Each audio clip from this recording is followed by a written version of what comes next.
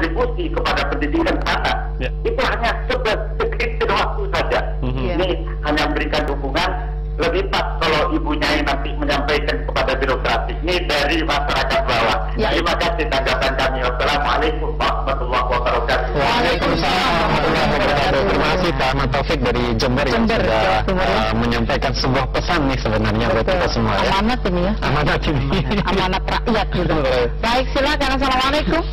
Waalaikumsalam warahmatullahi wabarakatuh. Baik, dengan Ibu siapa, dari mana Ibu? Bu Haja Ratna di Basara, Kalimantan Selatan. Alhamdulillah. Silakan Ibu Ratna, Ibu Haja.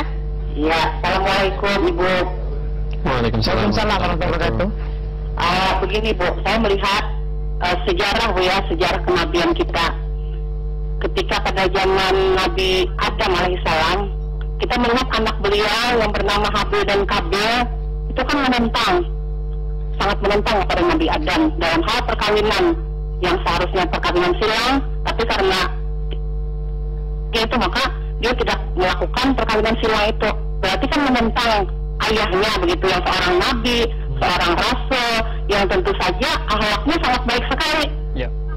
Kemudian pada zaman Nabi Nuh juga kita melihat seorang anak yang tidak mau mengikuti kemauan nasihat ayahnya untuk naik ke kapal yang disediakan sudah. Pada saat itu orang tuanya mengatakan, Nabi Nuh itu mengatakan bahwa akan ada banjir besar, dia tidak percaya kepada orang tuanya. Baik, pertanyaan yang saya ingin tanyakan, apakah fenomena ini memang terjadi pada memang sudah ditakdirkan Allah begitu Bu? Sebab pada zaman Nabi sudah berlaku itu. Sehingga pada zaman sekarang banyak juga anak-anak yang durhaka kepada orang tuanya.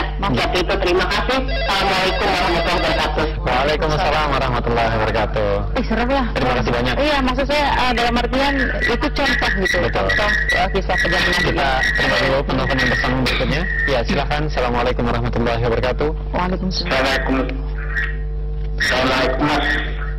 Ya, mohon maaf Bapak, volume TV-nya bisa dikecilkan terlebih dahulu Bapak.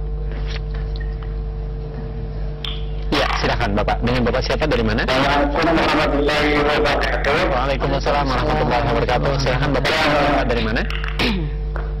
Nama saya Muhammad Umar dari Sambas. Muhammad Umar dari Sambas, Kalimantan Barat ya? Ya, silakan Pak Muhammad Umar.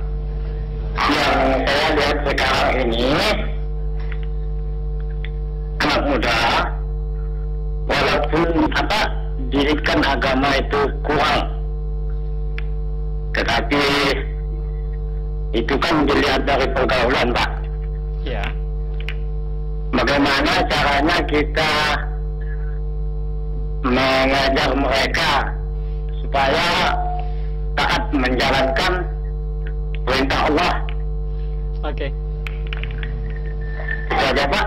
Baik, Pak Haji. Assalamualaikum warahmatullahi wabarakatuh. Waalaikumsalam warahmatullahi wabarakatuh. Terima kasih juga. Ya, Pak Muhammad Umar dari Sambas ya. Ya, ibu-ibu dari Majelis Taklim Al-Inayah, silakan. Assalamualaikum warahmatullahi wabarakatuh. Waalaikumsalam. Nama saya Bu Rita dari Majelis Taklim Al-Inayah, Tambun, Bekasi. Saya ingin menanyakan sebatas mana orang kita sebagai seorang tua untuk mengantarkan anak-anak kita menuju ke surga. Assalamualaikum warahmatullahi wabarakatuh. Waalaikumsalam. Waalaikumsalam warahmatullahi wabarakatuh. Maksudnya mungkin kelanjutannya kalau anaknya susah dibilangin gitu ya, apa kita harus putus asa gitu. Silakan Bunda dari Pak Ahmad Taufik di Jember. Pemerintah juga punya kontribusi terhadap bagaimana mendidik anak kita untuk bisa semestinya dengan kurikulum pendidikan, mengatur media dan lain sebagainya. Iya, betul sekali Bapak Ahmad Taufik dari Jember tadi, bahwa pemerintah juga punya peranan penting untuk bisa melindungi putra-putri kita, putra-putri yang merupakan anak bangsa ini, agar mereka menjadi betul-betul putra-putri yang bisa meneruskan generasi para pendiri bangsa ini. Dengan cara apa?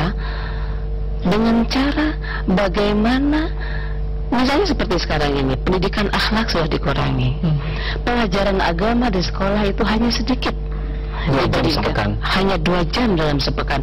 Ini sangat jauh dari cukup. Rasulullah jauh-jauh hari telah mengingatkan kepada kita ada 2 hal yang harus kita perhatikan agar hidup kita sukses. bukan hanya sukses di dunia, tapi juga sukses di akhirat. Sebab hidup di dunia ini tidak akan selamanya, kita akan berangkat menuju akhirat. Kata Rasulullah, man arada dunya fa'alaihi bi'ilmi.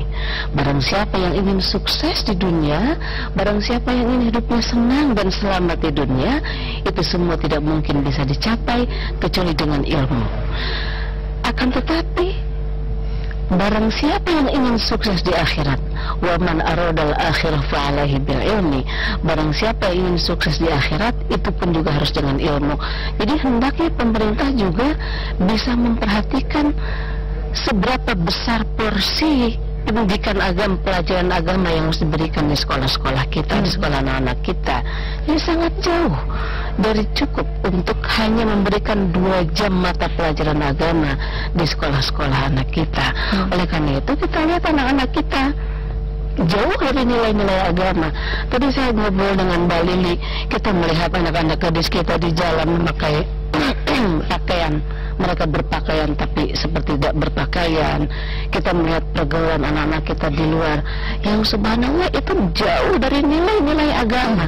Apabila anak-anak bangsa ini mengalami hal yang seperti ini, kemudian pemerintah menutup mata, jangan salah, para pemimpin kita akan dimintai pertanggungan jawab di hadapan Allah. Masya Allah. Ya, media juga ikut banyak mendukung untuk mensiarkan informasi-informasi yang up to date, tetapi saringannya kurang. Betul. Ini yang dikeluhkan oleh saudara-saudara kita rakyat Indonesia. Apa istilahnya nih? Setelah reformasi, kemudian jadi media massa, kebablasan. Yang dipertontonkan oleh, mohon maaf, televisi-televisi kita sekarang ini, perkosaan, tindakan kekerasan, tindakan kriminal, pembunuhan dan sebagainya, yang itu setiap saat ditonton oleh anak-anak kita. Padahal harus diingat bahwa terbitnya, lahirnya media massa adalah berapa persennya itu lebih banyak ke edukasi, baru itu entertain. Tetapi sekarang rupanya terbalik, seolah-olah terbalik. Itu sepertinya di Indonesia tidak ada lagi hal-hal yang baik yang harus yang bisa dipertontonkan oleh anak-anak kita. Dan yang baik itu tidak menarik, belum katanya. Betul. Sharingnya rendah, ratingnya rendah. Masya Allah. Mudah-mudahan nanti ratingnya tinggi. Insya Allah ya. Misalnya infotainment yang membicarakan keburukan orang lain, yang membicarakan kekurangan orang lain, itu yang justru ratingnya tinggi. Dan itu ibu-ibu jangan tidak bisa dinafikan. Itu disukai oleh ibu-ibu kita dan ibu-ibu kita yang beragama Islam. Sebenarnya yang punya kondisi kita juga, karena kita yang nonton ibu ya.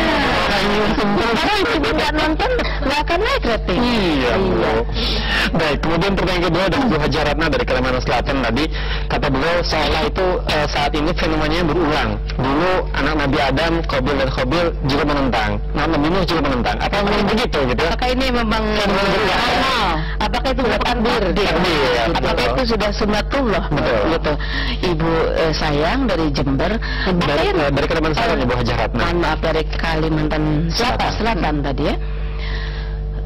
Di dalam Al-Quran banyak kisah tentang perjalanan para nabi dengan segala kesalehannya. Kemudian perjalanan para anak para nabi dengan segala kesalehan dan keburukannya. Semua yang dilukiskan oleh Allah dalam Al-Quran merupakan pelajaran buat kita, bahwa sebagaimana pelajaran itu bisa kita petik dalam hidup kita, agar itu bisa kita jadikan teladan, agar kita bisa mengambil hikmah dari semua itu.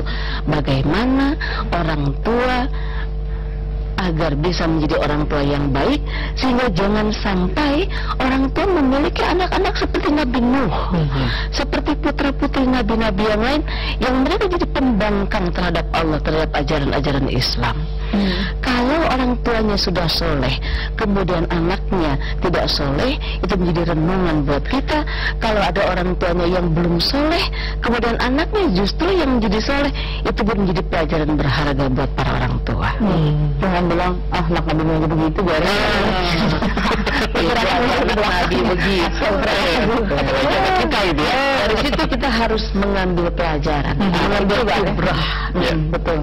Dan dari Pak Muhammad Umar di Sambas, Kalimantan Barat, bagaimana cara kita untuk memberikan nasihat kepada anak-anak muda untuk taat perintah Allah, karena kalau anak mudanya sudah soleh, kadang-kadang lingkungan ini membentuk menjadi tidak soleh. Oke, seperti yang Mbak Lili sampaikan.